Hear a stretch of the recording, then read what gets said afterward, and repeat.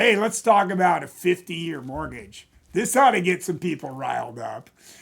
You know, I can't wait. This is going to be so much fun. Did you know that they've already had 100-year mortgages in Japan? And only now, just now, are we starting to talk about 50-year mortgages here in the US. So the bottom line is that some of you are going to have a real problem with this. And if you have a problem with this, I'm going to highly recommend that you go watch the video on why not pay off your house just for as long as you live. But let's get into a little bit of this and let's talk about this because I think this is really exciting. I can't wait to get my 50-year mortgage. So we've had some great American presidents. Now, some of you are going to disagree with me. They're going to tell me Trump's a terrible president. Roosevelt was a terrible president. But let's talk about what they proposed. So President Roosevelt proposed the first 30-year mortgage, all right? And Trump is now proposing the first 50-year mortgage. Now, folks, of all people out there, you got to wonder about one of the biggest people out there in real estate, a mogul in real estate, is talking about a 50-year mortgage. And if you've heard me talk before, you've heard me tell you that Trump doesn't pay anything off. Why would he? Okay? The new approach to home financing. Traditional mortgages are 15 to 30 years. And if you listen to the talking heads out there, they're going to tell you that get a 15-year mortgage, pay your mortgage off in 8 years, make bi-monthly payments, do all this crazy stuff. But a 50-year mortgage is emerging as a cash flow investment tool, not just debt. You see, whether you want to believe it or not, there's good debt and there's bad debt. And the reality is it costs money to live indoors. So what you don't understand is that if you pay off your mortgage, it still costs you money because you lose control of your cash flow. And if you don't lose control of your cash flow, you can build wealth faster. So why longer mortgages are gaining attention? Well, rising home prices. As you know, the average age for first-time home buyer used to be in the 20s. Now it's actually in the 40s. And this is going to get worse and worse because of the affordability crisis. It's very expensive to buy a home right now. Yet, relatively, it's about the same compared to when I was buying a house. When I bought my first house, I was actually in my 30s, and I bought it at $217,000. That house right now today is worth about $1.5 million, and I'm not sure I would give you $1.5 million for it. Lower monthly payments means greater liquidity. Liquidity is a very big thing. Opportunity to invest the difference instead of tying it up in equity. Now, cash flow advantages. So let's just take an example here. Let's say we have a $600,000 home at a 6% interest. That's the mortgage, mind you. On a 30-year mortgage, the principal and interest payment is $3,597 a month.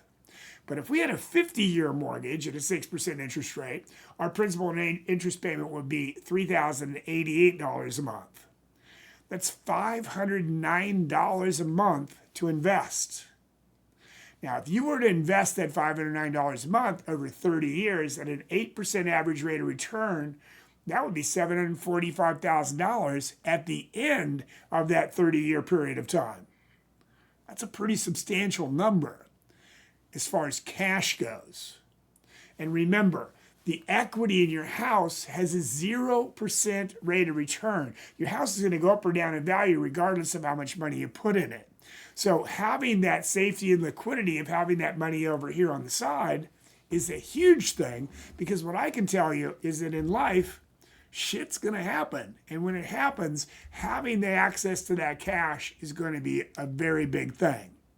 So compounding versus equity growth. Home equity grows slowly and it is not liquid. You see, houses were made to house people, not money. Investments compound monthly and tax efficiently if you do it correctly. You can borrow against investments, not drywall. See, when you put your money inside of your house, you now have another qualified account, meaning that if you want to get money out of that house, you have to qualify to do so. And there's nothing saying that that bank has to loan you that money, and they get to determine what that rate is going to be. So the math of leverage boils down to this. Mortgage equals a productive debt.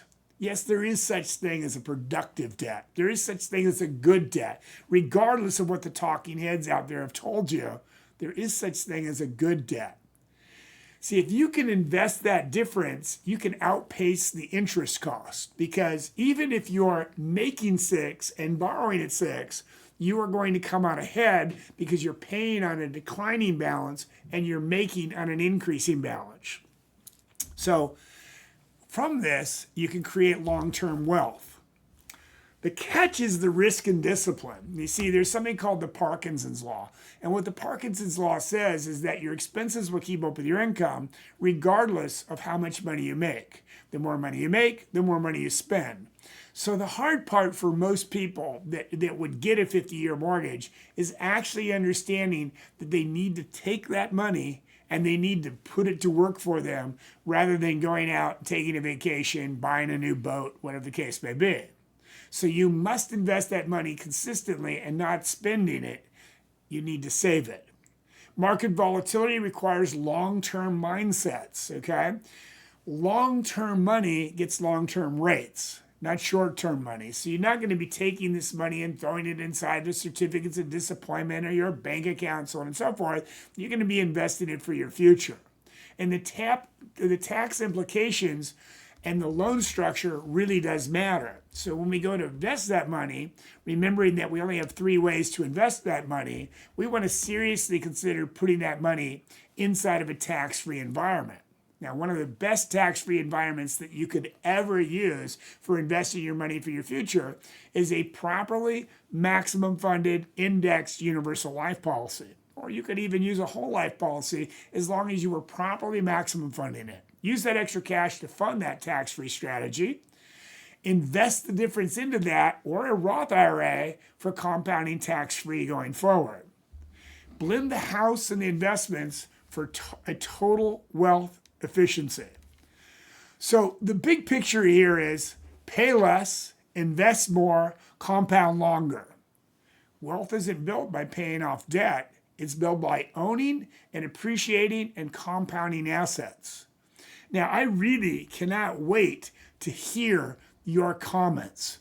So please put over here in the comment box where you're watching this from. What are your thoughts about a 50-year mortgage? Is this insane? Is it not insane? Would you want a 50-year mortgage, a 15-year mortgage, a 100-year mortgage? What kind of mortgage would you like? And have I lost my mind? Do I know what I'm talking about? And remember to subscribe to our YouTube channel. And remember to live like you're going to die tomorrow and plan like you're going to live forever, because you just might. I can't wait for us all to go out and get that 50-year mortgage. I don't know about you, but I'm pretty excited. Keep smiling and make it a great day.